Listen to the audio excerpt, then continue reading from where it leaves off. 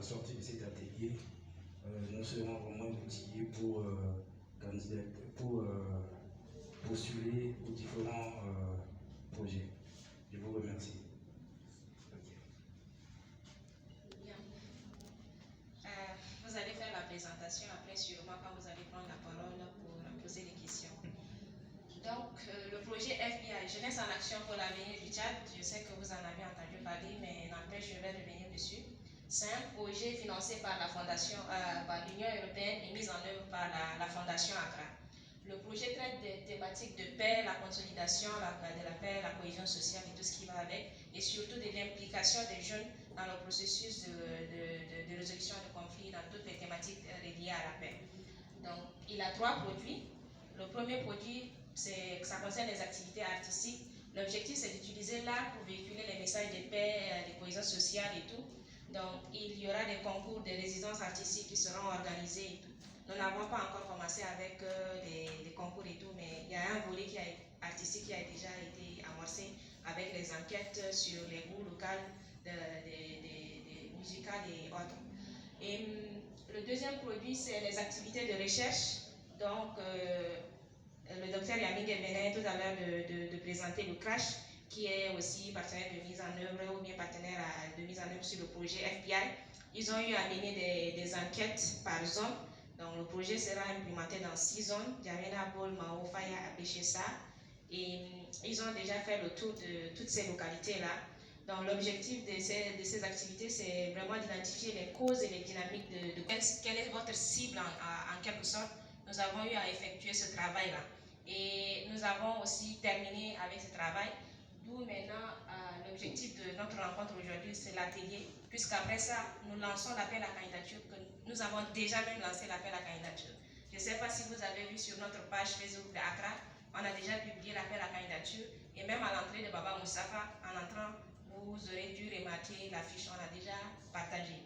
Donc, l'objectif de cette rencontre, comme venait de le dire Gildas, c'est pour vous expliquer le mieux comment candidater à cet appel à candidature.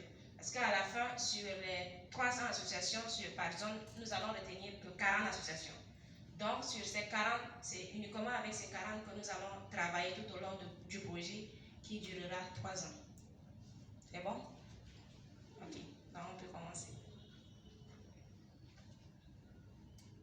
Et voilà, le projet c'est Jeunesse en Action pour l'avenir du Tchad, le logo du projet Accra et l'Union européenne. Maintenant, le titre du projet de financement Union européenne, implémentation par Accra. Les zones d'intervention, je venais de les citer, donc il y en a 6. Il y a N'Djamena, il y a la province du Lac, il y a la province du Ouaddaï, il y a la province du Kanem, il y a le Moyen Chari, la province du Boakou. Dans la durée du projet, c'est pour 3 ans. Le projet a été lancé en décembre, c'est ça, Gildas? Oui, officieusement en décembre et officiellement en avril dernier. Et ça a une durée de 3 ans, d'où 36 mois. Donc, le contexte maintenant. Le Tchad est classé au 132e sur 163e rang global du Global Peace Index en 2020. Il est l'un des pays les moins pacifiques au monde. Parmi les causes sous-jacentes, la situation économique précaire, la pression sur les ressources naturelles exacerbée par les changements climatiques, le manque d'accès à l'éducation et aux opportunités de travail pour les jeunes, l'instabilité des pays frontaliers, afflux des communautés réfugiées et retournées, les clivages ethniques et sexistes, l'exclusion des jeunes hommes et femmes dans la prise de décision, la période de la gestion de la transition. Donc, c'est un peu ça le contexte ou bien les motifs du projet Jeunesse en Action pour l'avenir. Prévention et à la résolution des conflits et au renforcement de la cohésion sociale en renforçant la capacité des jeunes, de la jeunesse et de la société juvénile au Tchad.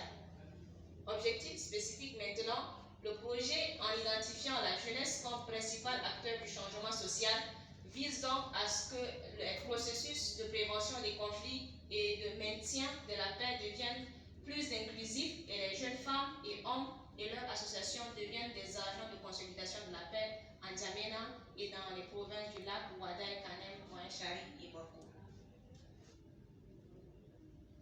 Maintenant, les bénéficiaires, 267 associations, dont 40 associations des jeunes qui seront sélectionnées. Il y aura des autorités traditionnelles, politiques, religieuses, leaders communautaires qui seront touchés indirectement. Il y aura 6000 personnes au total, dont 50% des femmes, 120 jeunes femmes, 18 étudiants-chercheurs, dont 50% des femmes universitaires. Ici, c'est 8 ou 6 structures. C'est 6 structures d'encadrement des jeunes et des lieux de rencontre des jeunes, des CLAC et la maison de jeunes. En fait, dans le cadre du projet, FBI a eu à signer un contrat avec le ministère de la Culture. Donc, tous les animateurs sont basés au niveau des centres culturels ou bien des CLAC.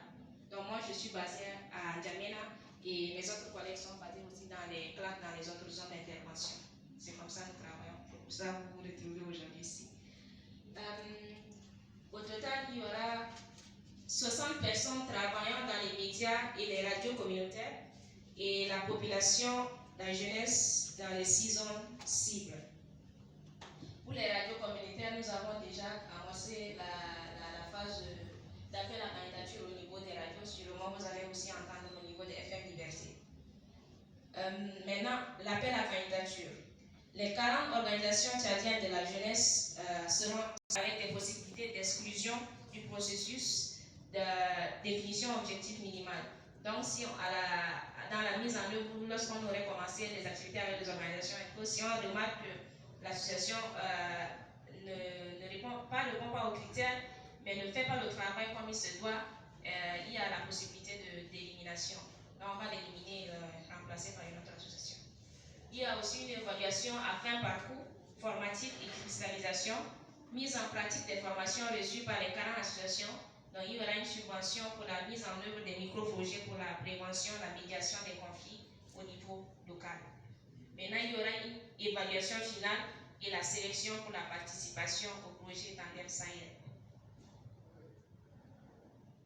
Le parcours personnalisé de mentoring. Chaque organisation sélectionnée va signer une convention avec Accra qui va l'accompagner dans toutes les étapes suivantes. La révision de l'analyse SWOT. Donc, lorsque nous avons eu à faire la cartographie, on a fait l'analyse SWOT, on a évalué les forces, les faiblesses, les opportunités, les menaces. Donc, on va revenir sur ça. Donc, on va réviser l'analyse SWOT présentée dans le dossier de l'appel à candidature. Le plan d'action personnalisé avec la définition des objectifs à moyen et à long terme de l'association. Les priorités en formation. Il y aura les chronogrammes de formation et puis il y aura aussi les plans de suivi. Ça concerne le parcours personnalisé de mentoring. Maintenant, chaque organisation sélectionnée pourra bénéficier de 2 parcours de formation. Le premier cycle de formation, qui est spécifique à chaque association, technologie d'information et de communication. Évaluation à mi-parcours. 6 mois après le début des conventions, il est prévu une évaluation à mi-parcours afin d'évaluer l'état d'avancement des plans d'action de l'organisation. Les OSC qui, lors de l'évaluation à mi-parcours, seront jugés non suffisamment performants et impliqués sous avis du comité de sélection de référence seront remplacés par des organisations de zones cibles présentes dans la liste de réserve. Les OSC qui seront évalués positivement poursuivront avec le deuxième cycle de formation et avec l'évaluation de fin de parcours formatif. Donc, évaluation de la fin de parcours formatif et cristallisation, mise en pratique des formations.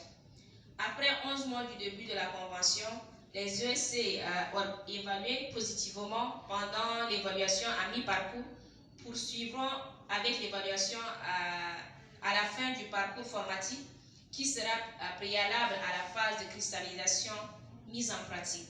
Les ESC évalués positivement pourront bénéficier d'un financement pour la mise en place d'un micro-projet pour la prévention, la médiation des conflits au niveau local dans les zones ou bien dans leur zone d'intervention.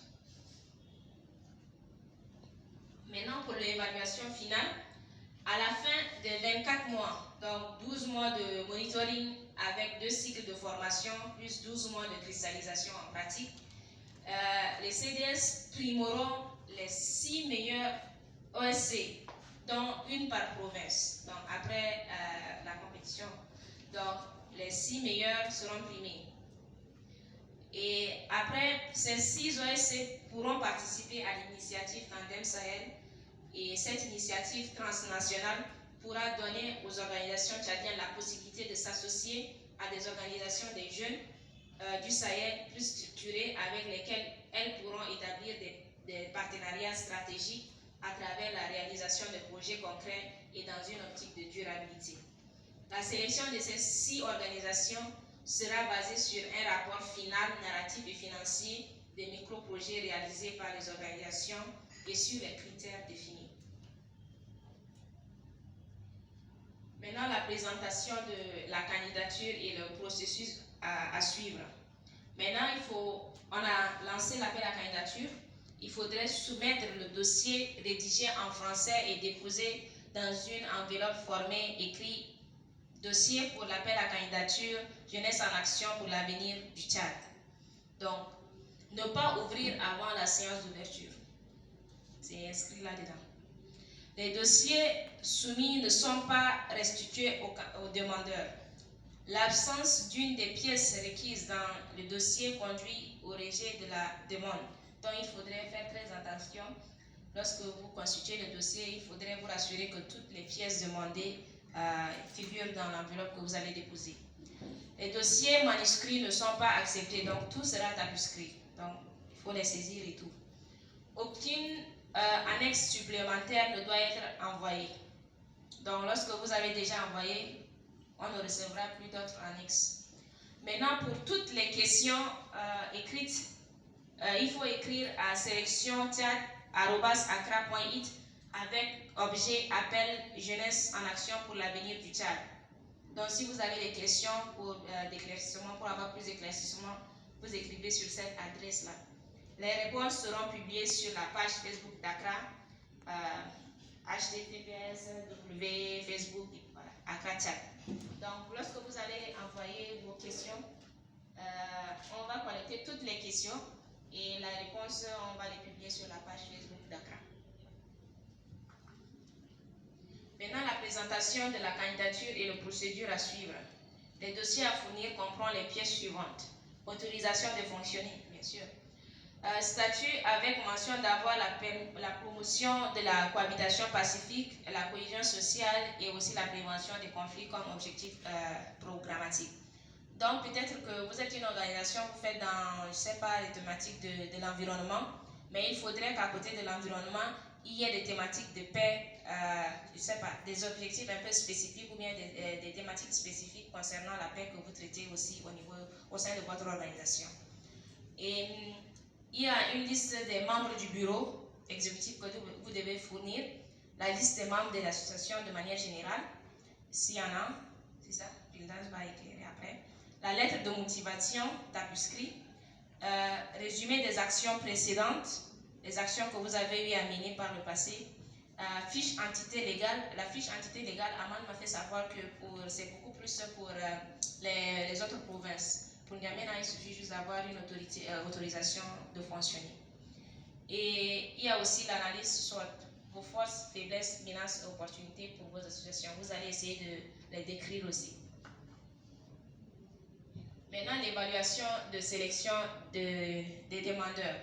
Les demandes seront examinées et évaluées par Accra et 6 comités de sélection, dont un par province. Toutes les demandes seront évaluées selon les étapes et les critères définis à cet effet. L'absence d'une des pièces requises dans le dossier constitue à elle seule un motif d'exclusion. On revient là-dessus encore. L'équipe technique du projet sera évaluée et chargée de l'évaluation étape 1, ouverture et vérification administrative. Dans l'équipe technique qui est constituée de nous qui sommes là, on va vérifier on va ouvrir et vérifier si les documents tous les documents demandés, requis existent ou bien vous avez fourni tous ces documents-là. Maintenant, le comité de sélection CDS est chargé d'évaluation étape 2. Donc, c'est elle qui va faire l'évaluation technique de la demande maintenant. Et maintenant, la sélection des organisations et l'approbation de l'éventuelle remise des fonds sera prise par un comité de sélection provincial. Donc, ça concerne chaque zone d'intervention. Maintenant, l'évaluation et la sélection de demandeurs, c'est toujours la suite. Le comité de sélection est composé d'un représentant de ACRA, d'un représentant de CRASH, le docteur Yami Guéla, d'un représentant du ministère de la Jeunesse, je ne sais pas si le délégué est parmi nous aujourd'hui, un représentant du ministère de la Femme et un représentant désigné par l'autorité locale. Donc, je ne sais pas si le représentant de la mairie aussi est là. La notification de la décision de l'administration contractante. À la fin du processus de sélection, le représentant d'ACRA du CDS enverra une lettre de rejet ou d'acceptation de mise en liste d'attente des organisations. Les organisations seront donc informées par écrit de la décision de l'administration contractante concernant leur demande et en cas de rejet, des raisons de cette décision négative. Donc, même si votre candidature a été rejetée, vous allez toujours recevoir une notification à cet effet. Donc, j'en ai ainsi fini. Merci pour votre attention. Maintenant, nous entamons la phase des questions-réponses. Donc, elles seront les bienvenues. Gildas, Yamingi et Narom, nous allons vous répondre. Merci. Lancement d'appel à les candidatures pour la participation à notre projet. Le projet, c'est Jeunesse en Action pour l'avenir du Tchad. C'est un projet qui est financé par l'Union européenne et qui va durer 3 années. Et moi, je suis Martina, je suis la chef du projet. Et bon, merci à tous pour l'intérêt que vous montrez pour notre projet. Merci. Les statuts de l'association, ça nous permettra de voir vos objectifs, les thématiques que vous traitez, ou votre association traite en fait. Et maintenant, ces statuts doivent avoir un aspect qui traite des questions de... L'association citoyenne Furina, donc une organisation de la société civile qui milite pour la paix, le développement et la défense des droits humains au Tchad. Donc en fait, sur votre présentation, vous avez mentionné que 6 provinces. Or, aujourd'hui, si on tient bien compte des conflits, nous avons le Bata. Il y a un conflit ouvert entre agriculteurs et éleveurs depuis presque 3 à 4 ans. Il y a des conflits fonciers également dans le Hagarlaris. Donc, est-ce que c'est juste pour le début que vous avez pris en compte les 6 ou bien c'est arrêté là? Merci. Et c'était le projet La Voix des Jeunes du Sahel. Et ce projet s'était en fait implémenté dans les mêmes zones. Donc notre projet naît avec l'idée de continuer un petit peu les interventions qui avaient commencé dans le cadre du projet précédent. Et oui, comme a dit ma collègue Rukaya, il y aura la possibilité des autres financements aussi pour étendre l'intervention dans d'autres provinces. Nous sommes heureux de ça, bien sûr. Merci pour votre question. Pour cette phase. Et après cette question,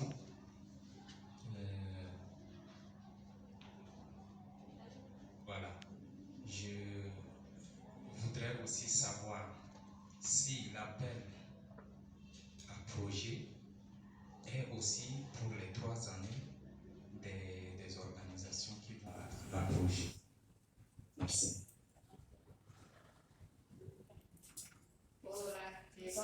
L'intervention des 6, Yandiamena, la province du lac, Ouaddaï, Kanema,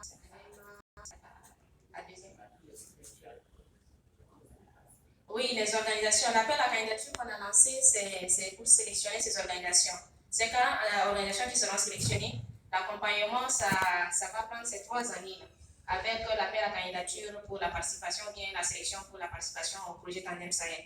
Sauf si, à l'évaluation mi-parcours, on remarque, comme on a dit, les associations ne sont pas tellement impliquées, on risque d'exclure ou de le remplacer ou de la remplacer avec une autre organisation. Sinon, lorsqu'elles sont sélectionnées, Et lorsqu'elles sont vraiment impliquées, elles sont pour ces 3 années. Maintenant, pour la dernière question, je vais... Pour ce qui concerne les conseils, en fait, cet appel s'est ouvert seulement aux associations de la société civile. Donc, les conseils au niveau institutionnel ne sont pas éligibles, mais sûrement, nous, on est ouvert à tenir toujours en coordination avec eux et à les informer toujours de ce qu'on est en train de faire.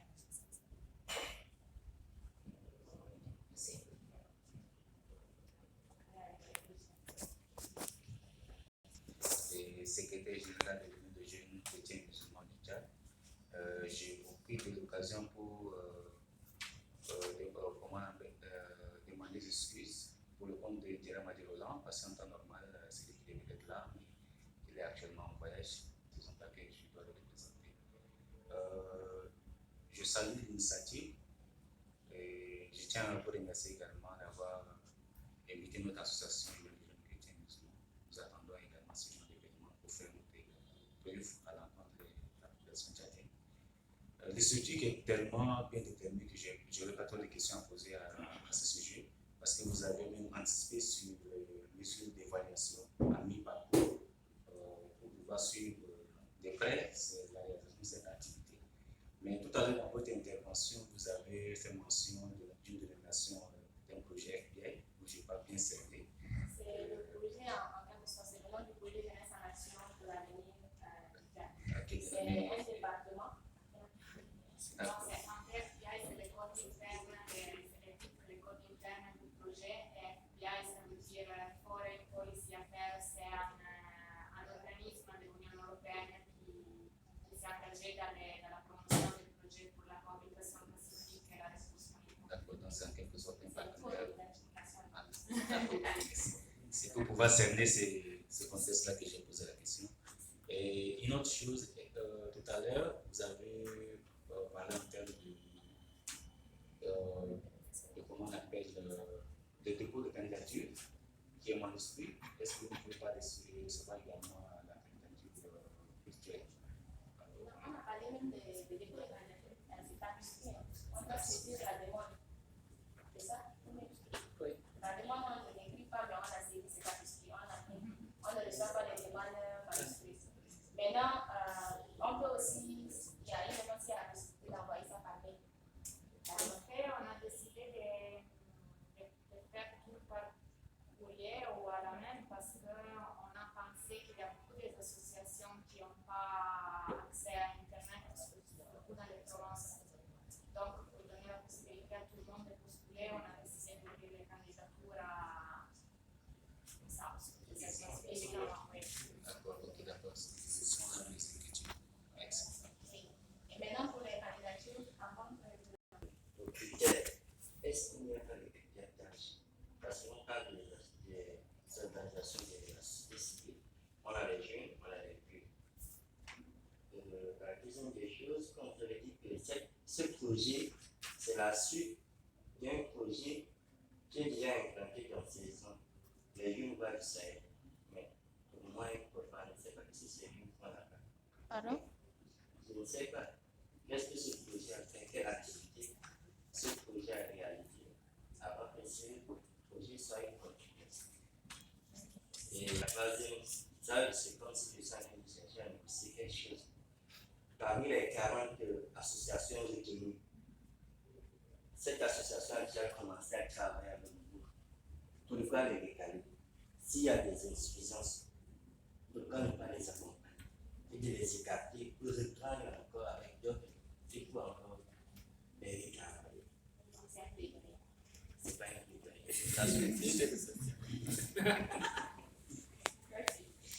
Dans le bureau des associations et dans la composition générale des associations. Donc, en fait, il y a des critères qui vont privilégier les associations qui comprennent un grand numéro de jeunes, en fait. Et ça, c'est parce que, comme vous avez dit, le projet, c'est un projet qui est pour la jeunesse.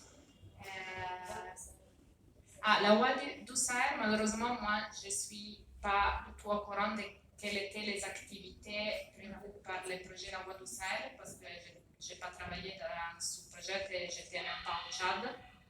Donc, je ne peux pas vous répondre sur ça, mais sûrement si vous me donnez vos contacts, on pourrait venir vers vous avec toutes les informations que vous avez demandées. Et la troisième. La négociation. La négociation. On a dit que l'évaluation du parcours, si on demande que les associations ne sont pas impliquées, on va les écarter et les remplacer par d'autres. Il dit pourquoi ne pas, au lieu de les écarter et de recommencer le processus avec d'autres, pourquoi ne pas plutôt continuer à les renforcer, à les capacités pour qu'ils deviennent plus actifs. Ok, bon. Donc, sûrement l'objectif du projet, c'est de renforcer la capacité de la jeunesse. Mais ce qui est important, c'est que aussi les associations avec lesquelles on va travailler soient bien impliquées dans le projet. Donc, sûrement, si pendant le parcours, avant l'évaluation à mi-parcours, on verra qu'il n'y a pas trop d'intérêt, on commencera déjà à presser les associations pour nous montrer plus d'intérêt. Et les associations, de toute façon, sont déjà au courant qu'il y aura ce type d'évaluation. Il y a beaucoup de formations que nous allons faire d'ici 2 ou 3 mois pour accompagner ces projets. Donc, il y aura des moments d'accompagnement, des formations pour impliquer ces différentes associations. Donc, le rejet de ces associations ne sera pas du tic au tac, c'est tout un processus. Donc, si on remarque que l'association n'est pas impliquée, sûrement on reviendra vers cette association pour essayer de la motiver, de l'amener à s'impliquer. Même si malgré tout les actions que nous aurons entreprises, que l'association se montre, elle n'est pas engagée, on ne peut pas aussi forcer quelqu'un, on ne peut pas aussi la forcer à continuer dans le processus. Donc, on va juste peut-être lui demander de laisser l'opportunité à une autre association de bénéficier de ce projet. Donc, ici, il y a ceux qui ont eu à participer au projet Voix du Sahel, peut-être qu'en prenant la parole, ils vont parler de ça. Oui. Je m'appelle Enoch Dobsa de Mandiou et je suis de la génération ABCD. De passage, je vous remercie d'avoir invité la génération ABCD pour assister à cette séance ou l'atelier d'information. Et j'étais l'un des bénéficiaires du projet La Voix des jeunes du Sahel. Et je pense peut-être ne pas m'étaler, c'est peut-être dire que je suis l'un des bénéficiaires des 50 jeunes bénéficiaires de la ville de N'Djamena, je faisais partie. Et c'était beaucoup plus sur la radicalisation, le service violent, la paix, et la gouvernance associative, et ainsi de suite. C'est des thématiques qui ont été... Bon, il y a d'autres bénéficiaires qui sont là, ils pourraient peut-être intervenir, ils vont compléter. Voilà. Et bon, j'aimerais revenir sur quelque chose qui avoir un peu d'éclaircissement. Vous avez parlé de la cartographie. Pour moi, peut-être, à mon sens, je pensais qu'il y a un travail déjà qui a été fait en amont, que vous avez déjà répertorié certaines associations ou des organisations de la société civile qui ont été déjà répertoriées ou retracées. Maintenant, cet appel à projet ou cet appel à candidature, pour moi, je pensais que ça concerne seulement des associations qui ont été déjà répertoriées, qui vont participer. Et si vous dites encore que peut-être vous avez publié, je reviens pour dire, est-ce que ce n'est pas pour le public ou bien toutes les organisations de la société civile? Est-ce qu'il y a un travail qui a été déjà fait, la cartographie, tout et tout? Et maintenant, dans votre intervention, vous avez dit que voilà, toutes les organisations de la société civile vont candidater. Je voudrais avoir un peu d'éclaircissement sur ce point. Merci bien. Merci à toutes les associations qui ont participé à la cartographie en paix. Oui, on a décidé d'ouvrir l'appel à toutes les associations pour garantir la transparence en fait du projet, pour garantir les mêmes opportunités à toutes les associations. Parce que vous savez, surtout dans les provinces, il y a des associations qui, pour différentes raisons, n'ont pas pu participer à la cartographie. Et donc, afin de garantir la possibilité de participer à tout le monde, on a décidé de laisser ouvert l'appel à toutes les associations.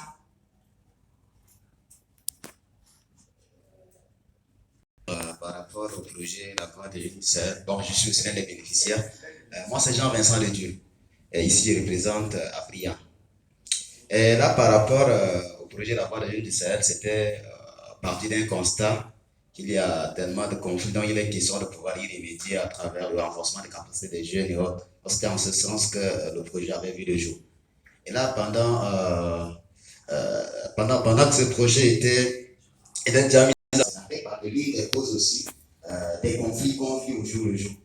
Donc là, il est question peut-être de renforcer les jeunes en termes d'entrepreneuriat pour les amener à pouvoir prendre conscience après le corps pour entreprendre afin de lutter contre le chômage et autres. Donc voilà un peu ça le comprendre que j'aimerais apporter par rapport au projet Avoir de Jeunes. Merci. Oui, Sylvain, je reviens encore une fois de plus pour avoir un peu d'éclaircissement sur les organisations qui vont postuler à cet appel. Est-ce que ces organisations viendront avec des actions allant dans le sens de l'appel de la cohabitation pacifique pour postuler, ou bien ils vont venir en tant qu'organisation et adhérer directement aux actions ou aux activités prévues par le projet et intégrer la structure du projet pour l'accompagner. Je ne sais pas si je me suis fait comprendre. Voilà. Pour terminer, je voudrais aussi ajouter quelque chose par rapport au projet de la jeunesse terraine. C'est des actions de ce projet. Le projet a accompagné le 4e congrès du Conseil national de la jeunesse. Et je pense que le cadre du ministère est là. Donc, ce sont ces actions que le projet a menées durant toutes ces années. Et je pense que les réalisations sont là visibles. Merci.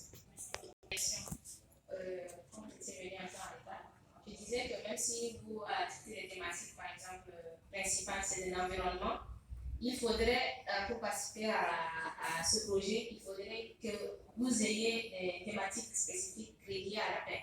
Donc, ce n'est pas nécessairement obligatoirement que vous soyez des organisations qui traitent des questions de paix, de la cohabitation pacifique et tout, mais il faudrait que la thématique de paix et tout ça sorte dans vos objectifs ou bien dans votre plan d'action. Maintenant, il y a l'objectif principal de ce projet, c'est l'accompagnement des organisations des jeunes que ACRA va faire. Donc, on va vous accompagner.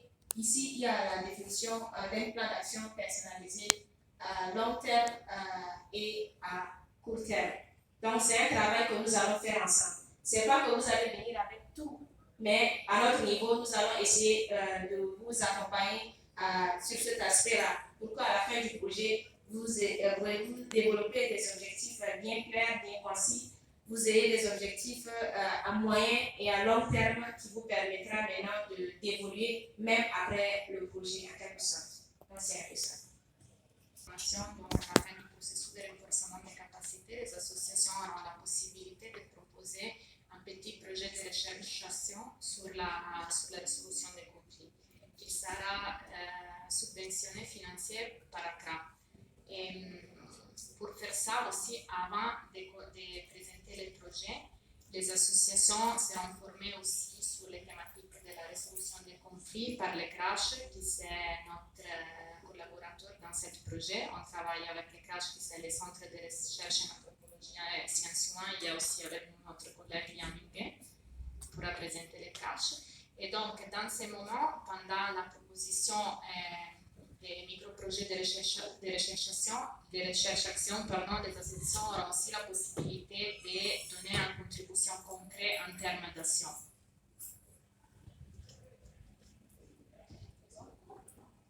Donc, le plan d'action, ce n'est pas dans l'immédiat. Oui.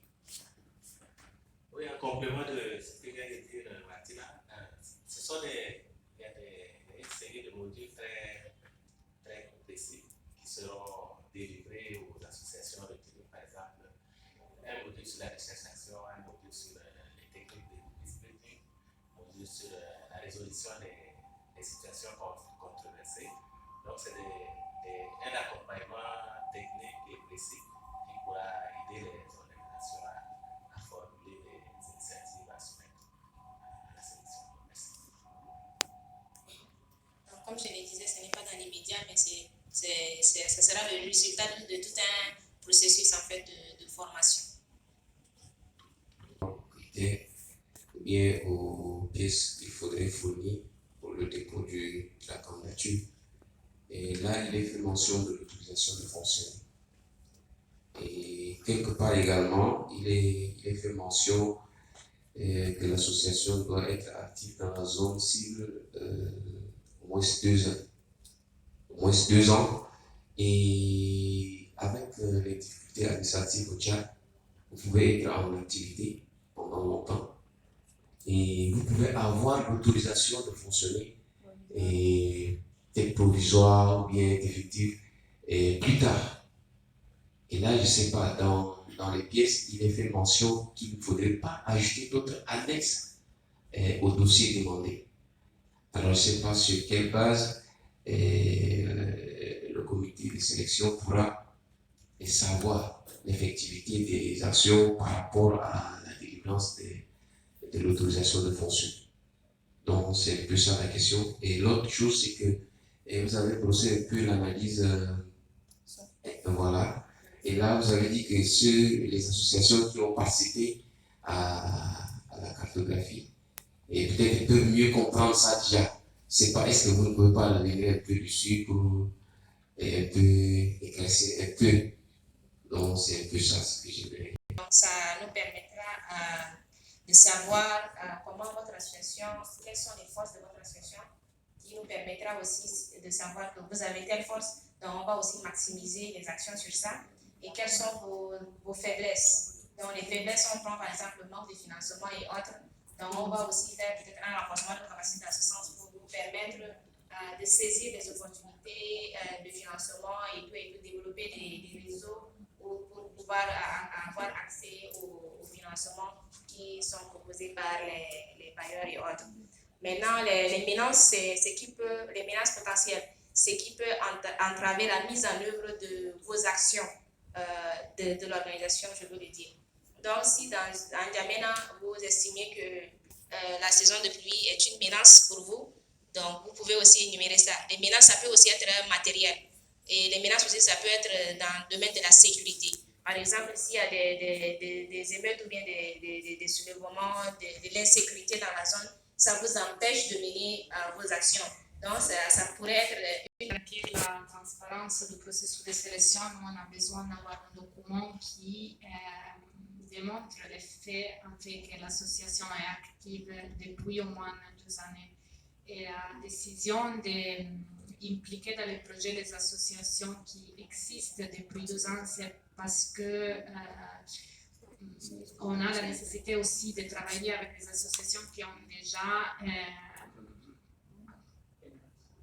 une base, une structure pour pouvoir garantir la bonne réussite du projet en fait. Et ainsi de suite. Puisque je l'ai bien dit au début, nous avons une convention avec le ministère de la Culture qui nous permet de travailler avec les clans. Donc c'est là-bas que vous allez déposer des demandes d'appel à candidature.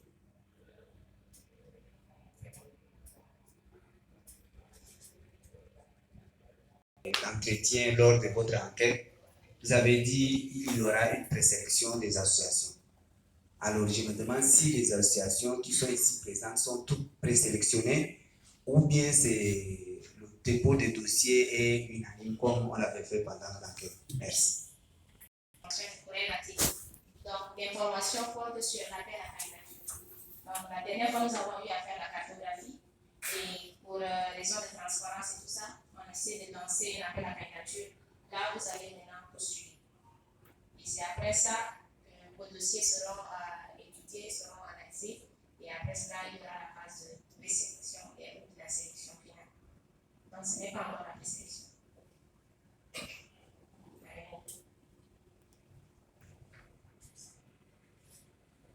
La cartographie, il y a aussi la baseline 13 sur les conflits que nous avons eu à faire aussi et par rapport aux personnes ressources. Elle est en train de s'écrire la tête, donc elle est concernée. Donc, nous avons aussi à travailler avec ces gens-là. Toutes ces données que nous avons collectées, c'est pour envoyer aux bailleurs à l'Union européenne et ça va aussi nous servir. On va garder ça comme des bases de données pour d'autres actions, d'autres projets. Donc, la cartographie, ce n'est pas une sélection.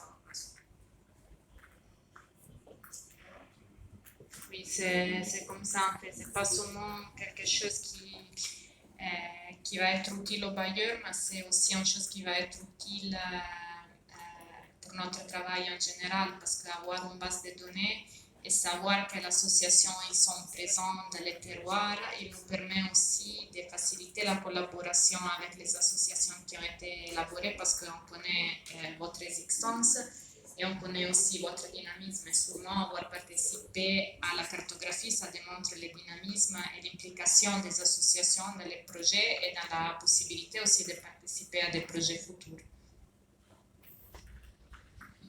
Ce qui a été déjà fait, une cartographie HD qui a été faite. Et nous avons travaillé, nous avons considéré en fait la liste que nous avons, la liste HD que nous avons pour faire avec la cartographie. Et à côté de ça, avant même de commencer avec la cartographie, nous avons remarqué qu'il y a des doublons, il y a des institutions qui n'ont pas d'autorisation parce que nous avons contacté, nous avons échangé avec eux. Il y a certains numéros ne correspondent pas et tout. Donc nous avons retravaillé cela. Et nous avons aussi travaillé avec les délégués des ministères. Nous les avons demandé aussi de nous envoyer la liste des associations des jeunes. Ils nous ont envoyé et nous avons aussi complété avec la liste que nous avons. Au total, c'est 50 pour la ville de Niamey, pour chaque zone. Si je ne me trompe pas. Et à côté de l'autorisation, il y a certains qui ont l'autre du ministère dans la fiche d'identité légale. Je ne sais pas si j'ai oublié. Voilà. Le résumé aussi de vos actions précédentes. Donc, c'est un peu ça. À la sortie, juste là même, on a affiché ça. Baba Moustapha, vous allez aussi trouver sur la page Facebook de Accra. Vous pouvez télécharger ça. Je tiens à revenir sur la lettre de motivation. Je pense que c'est aussi l'un des éléments pertinent pour votre sélection, parce que c'est là où vous allez décrire votre motivation pour pouvoir participer au projet. Donc, je pense que vous devez aussi mettre le paquet là pour communiquer ou bien nous faire savoir vos intentions relatives à ce projet, le pourquoi vous voulez participer à ce projet, pourquoi vous voulez faire partie de ce projet. D'accord? Les critères de sélection ou bien les activités concernant l'évaluation des organisations en vue de les retenir pour le projet. Et là, j'ai trouvé il y a des notations, les 5 points, les 6 points. Et lorsque j'essaie de parcourir un peu ce document, j'ai l'impression qu'il y aura un travail de terrain dans la sélection. Est-ce que c'est bien ça ou bien ça sera sur le dossier déposé que tous ces critères seront vraiment évalués? Merci. La sélection administrative, ça regardera seulement la présence de tous les documents qu'on a demandés. Et puis, après cette première étape, il y aura tout le travail du comité de sélection dans les 6 provinces et on va travailler sur l'évaluation des documents, des pièces que vous nous allez envoyer. À ma service, future coordinatrice de l'association Musique pour enfants. Ma préoccupation, c'est par rapport à la date de limite de dépôt des dossiers. Vous n'avez pas mentionné là-dessus. Je suis entrée sur Facebook pour plus d'informations, mais je n'ai pas vu, même sur la fiche. C'est le 14. Ok.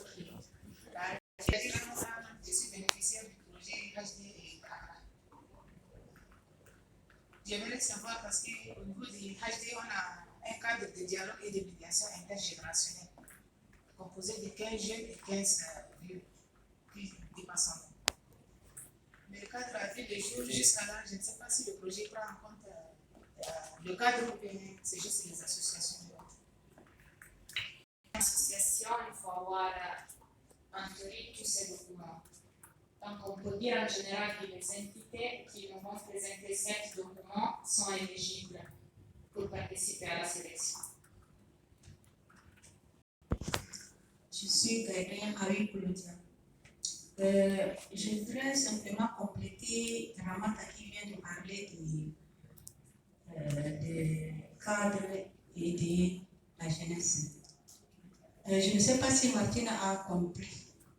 Dans HD, il y a 15 cadres et 15 cadres et 15 jeunes. Donc, sa question, 15 aînés plutôt, je m'excuse.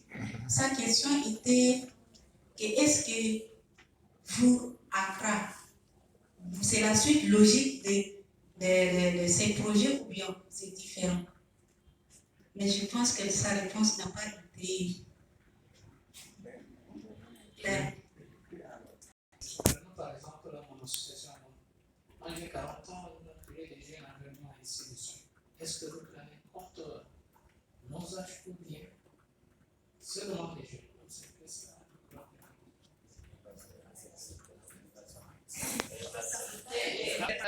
L'association, en fait, sont les deux. Parce que dans les critères de sélection, il y a la présence des jeunes dans l'association et la présence des jeunes dans les bureaux des associations.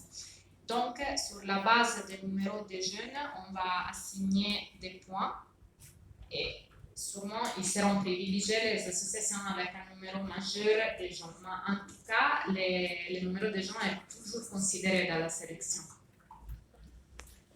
Par Massaki et Claudia, je crois que le HD a piloté un projet d'avoir des jeunes du Sahel et c'est étant constaté qu'il y a un conflit intergénérationnel entre les jeunes et les aînés, ce projet faisait la promotion du dialogue. Maintenant, il y a un cadre qui était mis sur pied dans le cadre de ce projet. Et ce cadre était composé des aînés, ceux qui dépassaient de 35 ans, et des jeunes qui composaient la tranche de 18 à 35 ans, pour faire la promotion du dialogue intergénérationnel. Maintenant, ce projet est la suite logique, à mon avis, du projet La Voix des jeunes, parce qu'on avait fait des plaidoyers et des recommandations pour que ce projet soit né aujourd'hui. Et sa question était de savoir, est-ce que ce cadre qui était mis sur pied va être pris en compte dans ce projet ou non? Si je comprends bien. Donc lui, il parle de l'âge plutôt. Ce que le grand avait signé, moi je suis tout à fait d'accord. Parce que le fait de limiter l'âge à partir de 30 ans, je crois que ce peut, relativement au contexte tchadien, ça ne va pas aider beaucoup de jeunes. Donc, j'aimerais que s'il y a lieu, vous revoyez la question de l'âge, que ce soit conforme à la charte africaine de la jeunesse. La tranche de 18 à 35 ans. Merci. L'autorisation de fonctionner et tout ça.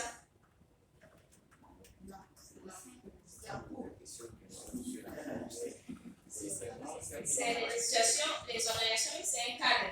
Il faudrait qu'il y ait son autorisation de fonctionner ou bien la fiche d'identité légale qui nous fournisse la liste des membres du bureau et tout. Donc, ça peut aller.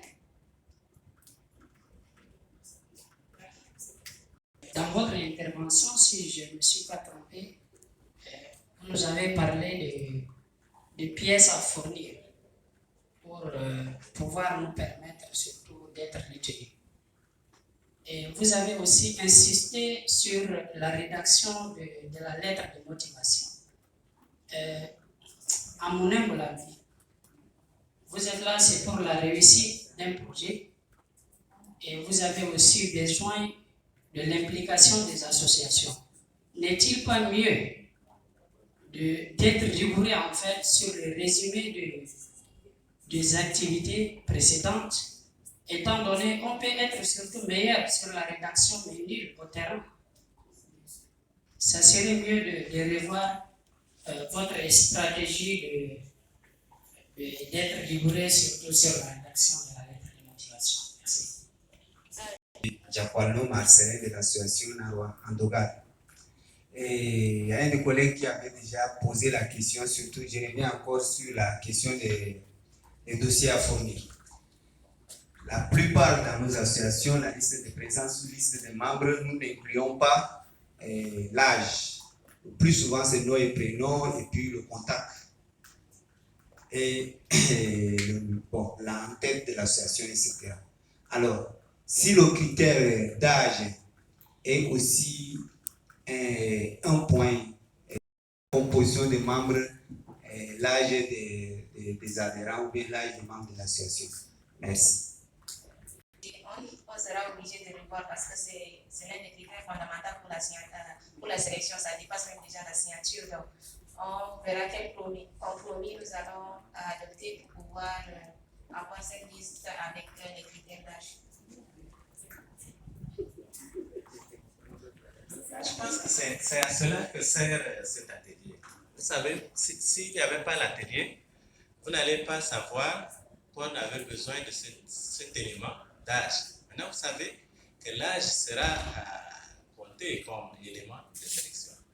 Et vous devez fournir la liste des membres. Donc, c'est à vous de fournir une liste avec ces éléments qui seront comptabilisés. Si vous apportez juste une liste avec les noms et les signatures, on ne saura pas combien de jeunes dans la tranche qui est recherchée se trouvent dans votre association.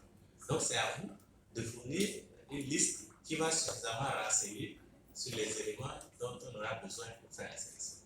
Alors, j'en profite aussi pour revenir sur la question du cadre de dialogue intergénérationnel parce que ça semble être un peu une inquiétude de certains. C'est aussi l'une de nos faiblesses à nous, organisations de jeunesse. Je pense que le cadre, c'est déjà un mécanisme qui est créé dans le cadre d'un projet. Et aujourd'hui, le cadre devait être suffisamment actif, pragmatique, pour aller à la recherche d'autres opportunités pour exister et pour épauler aussi les organisations de jeunesse. Donc, si le cadre n'est pas pris en compte formellement dans ce projet, il n'y a pas d'inquiétude à se faire et ça ne devrait pas entamer le fonctionnement du cadre. En plus, les membres du cadre sont là dans la salle. Vous êtes aujourd'hui invités plutôt au titre de vos associations. Donc, en tant qu'association, vous pouvez encore avoir la possibilité de participer à ce projet. Et le cadre existe comme un autre mécanisme qui va aussi contribuer au renforcement des capacités et à une implication plus forte de la jeunesse. Donc, c'est ce que je pourrais dire un peu de façon rétroactive sur ces mécanismes. Si on vous dit non, une liste de 10 membres, ça n'a pas de sens. C'est que vous fournissez la liste de vos membres et je pense que vous n'avez pas inventé des membres. Si vous avez 2 membres, c'est la liste des 2 membres. Si vous en avez 3 millions, c'est la liste des 3 millions. Donc, et si pour les collectifs et les associations, les plateformes, pardon. Nous, on va travailler avec les associations qui on va sélectionner. Donc, si vous nous envoyez une liste avec 100 membres et puis on va découvrir que votre association est composée de 50 membres, ça comporte l'exclusion du processus, bien sûr. Donc, j'espère que tout le monde va envoyer des documents qui sont vrais et pas des documents qui sont inventés. Qui sont éligibles, oui. La réponse, c'est toujours la même. Les associations, les entités qui ont des élections peuvent postuler. Merci.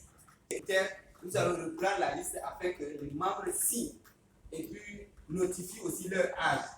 Alors, lors de ce processus, il se peut qu'en voulant inviter les membres, il y aura aussi des membres absents et ça peut se refaire 2 ou 3 fois. Maintenant, si vous nous limitez au moins ce combien de membres il le faut pour la candidature, ça nous permet de ne pas répéter les rencontres ou bien ça nous permet de respecter la date limite de dépôt des dossiers. Parce que dans certaines associations, par exemple la nôtre, on a plusieurs membres, ça peut aller au-delà, parce que c'est l'association des jeunes qui regroupe plusieurs jeunes, donc ça peut aller presque à 100 membres. Ok? Donc, lors de la cartographie, nous avons aussi signifié ça. Si nous mentons, vous avez déjà la base de données qui justifie déjà la cartographie. Donc, nous allons respecter quand même les critères, mais si vous nous limitez, combien de membres exactement que vous en avez besoin, ou bien avec un petit ajout, ça nous permet de ne pas trop se tracasser afin de respecter la date limite de dépôt des dossiers. Merci. Donc, il faut avoir la liste avec les noms de tous les membres de cette association. collectif. L'association de M. Calvin, pour presque les élèves ici au terrain aussi, dans le groupe, ils sont individus sensibles. C'est un peu difficile. Donc, si vous pouvez limiter à 50, 60, ça va permettre aussi de vous trouver les questions. Parce que je parle en tant que responsable de l'association des jeunes au niveau du ministère de la Jeunesse. Je connais ces facteurs.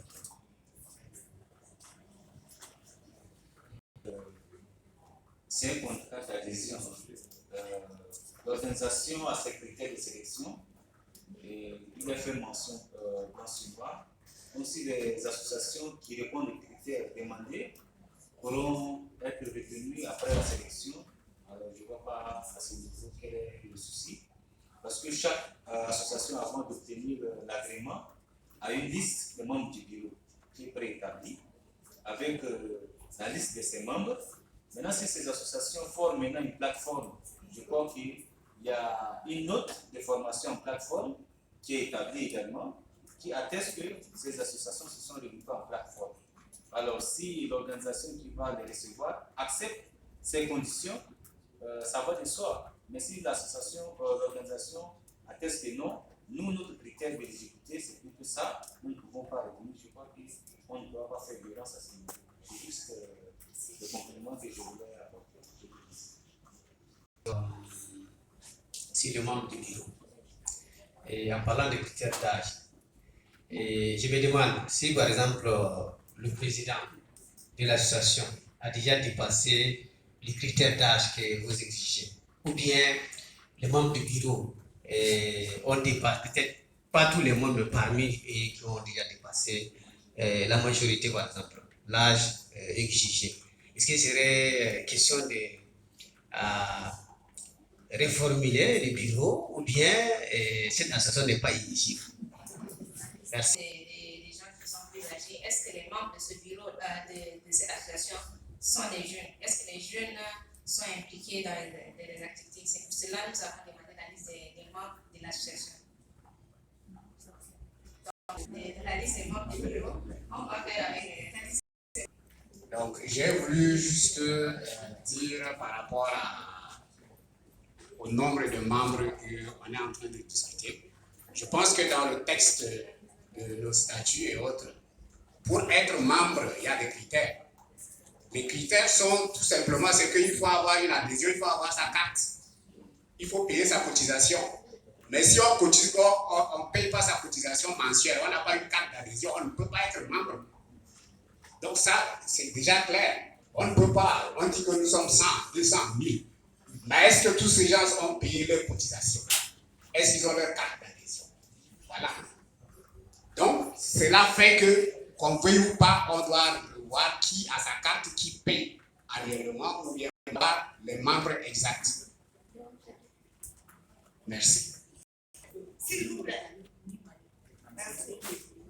Et si vous avez des préoccupations, vous pouvez toujours revenir vers moi. Donc, nous allons ainsi mettre fin à notre atelier. Et comme je l'ai dit, vous pouvez toujours nous contacter.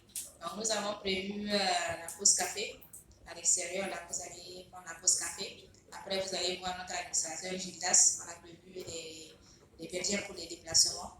Donc, au nom de l'équipe, on vous remercie pour votre présence. Comme je l'ai dit au début, ça n'a pas été facile avec la pluie et tout ça. Et laissez vos obligations professionnelles pour venir.